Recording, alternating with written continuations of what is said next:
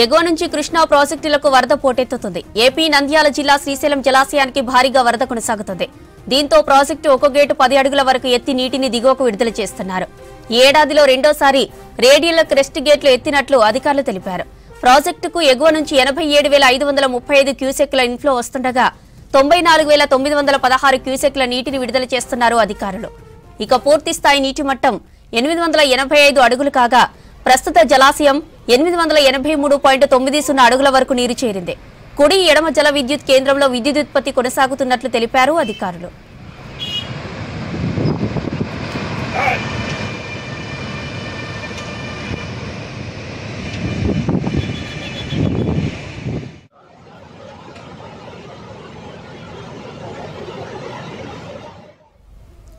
ఎగువ నుంచి కృష్ణా ప్రాజెక్టులకు వరద పోటెత్తుతోంది.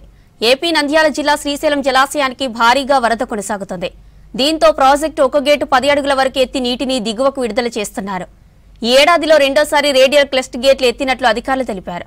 ప్రాజెక్టుకు ఎగువ నుంచి 87,535 క్యూసెక్ల ఇన్ఫ్లో వస్తుండగా 94,916 క్యూసెక్ల నీటిని విడుదల చేస్తున్నారు అధికారులు. ఇక పూర్తి స్థాయి నీటి మట్టం 885 అడుగులు కాగా ప్రస్తుత జలాశయం 883.90 అడుగుల వరకు నీరు చేరింది. కుడి ఎడమ జల విద్యుత్ కేంద్రంలో విద్యుదుత్పత్తి కొనసాగుతున్నట్లు తెలిపారు అధికారులు.